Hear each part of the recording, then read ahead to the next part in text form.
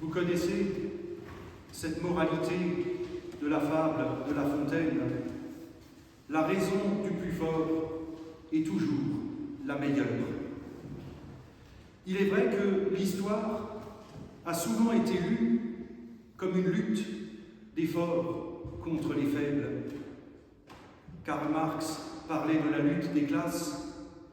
Nietzsche voyait dans l'instauration de la morale, et particulièrement de la morale judéo-chrétienne, la victoire des faibles sur les forts, incitant au combat pour l'émancipation.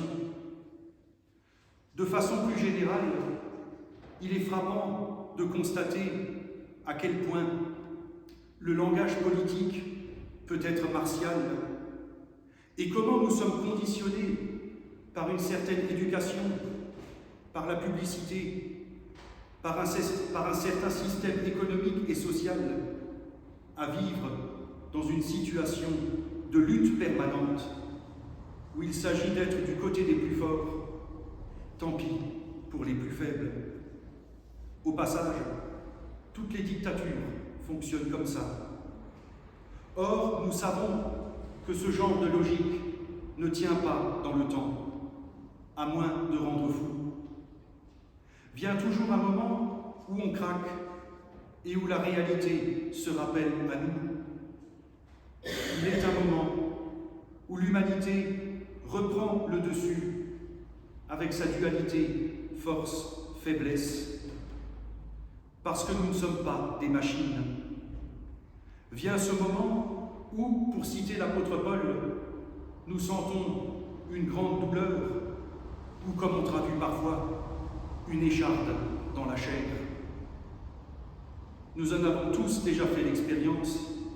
Il n'est jamais agréable d'avoir une écharde.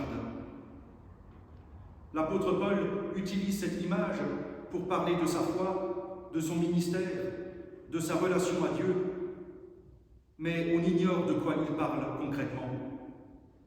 On sent toutefois que Paul livre une lutte intérieure. Dans notre texte, l'apôtre met en parallèle cette lutte avec une expérience mystique qu'il a faite quelques années plus tôt. Une expérience forte, indicible, une expérience qui peut changer une vie, mais qui se heurte à la banalité, voire à la dureté du quotidien, d'où l'écharde dans la chair. Au point que Paul dit prier à plusieurs reprises pour que la chose lui soit épargnée. Mais comme le Christ à Gethsémane, le seul exaucement qui lui est accordé, c'est de pouvoir vivre et supporter cette épreuve. Une façon de dire qu'il n'y a pas de force sans faiblesse. La chose culmine avec cette phrase « Ma grâce te suffit ». Une grâce qui reste et qui porte quand tout le reste a été perdu ou ne fait plus sens. Une grâce qui permet d'être fort dans la faiblesse ou de voir la faiblesse comme une force. Paul joue avec ces deux notions. Il joue avec cette force et cette faiblesse, il les oppose, les rassemble, les confronte, les complète pour révéler qu'elles ne veulent rien dire. Fort par rapport à quoi? Faible par rapport à quoi? Et Paul de conclure que personne ne peut se prévaloir d'être le plus fort. Pour Paul, la seule force qui vaille, c'est la grâce. La seule force qui vaille, c'est celle qu'un autre nous donne. Il ne s'agit pas de faire ici l'éloge d'une théologie de la faiblesse, qui ne serait en réalité que la justification d'une certaine médiocrité ou d'une certaine paresse spirituelle. La grâce n'est pas non plus l'éloge de la passivité, mais elle nous appelle à remettre les choses à leur place, en y disant en particulier qu'on ne peut pas vivre dans la compétition et la comparaison permanente.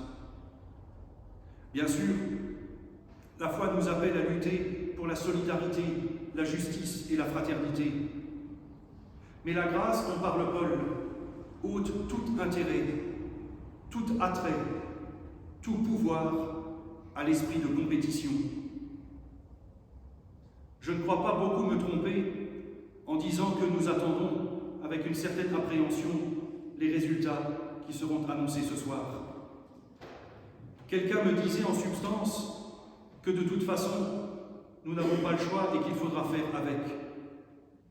J'en conviens, même s'il est possible que ce soit une belle écharde dans la chair. Ma grâce te suffit, nous est-il dit aujourd'hui.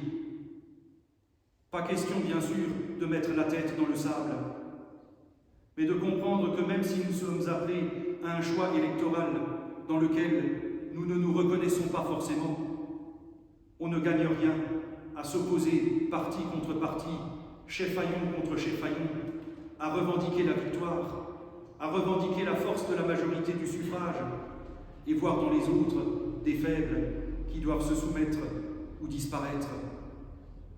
La démocratie, c'est pas du foot, et l'opinion majoritaire n'est pas forcément la vérité. Valider une opinion uniquement parce qu'elle est majoritaire, ce n'est pas de la démocratie, c'est du grégarisme. La grâce nous rappelle qu'une société ne se construit pas sur une lutte permanente entre soi-disant forts et soi-disant faibles, qu'on ne se construit pas soi-même dans une compétition permanente au nom d'une force en réalité illusoire. C'est d'ailleurs le sens de la lettre de Paul qui s'adresse à la communauté chrétienne de Corinthe, divisée entre différentes tendances. On peut gloser sur Dieu comme on veut, on peut même le nier. L'idée de Dieu, et c'est peut-être pour ça qu'il est gênant pour certains et rejeté par d'autres, l'idée de Dieu, donc, nous révèle que nous ne sommes pas tout-puissants, que nous ne sommes jamais forts en permanence et qu'il n'y a pas de honte à être faible. Il n'est pas question, en disant ça, d'aliéner notre potentiel, mais de reconnaître notre humanité.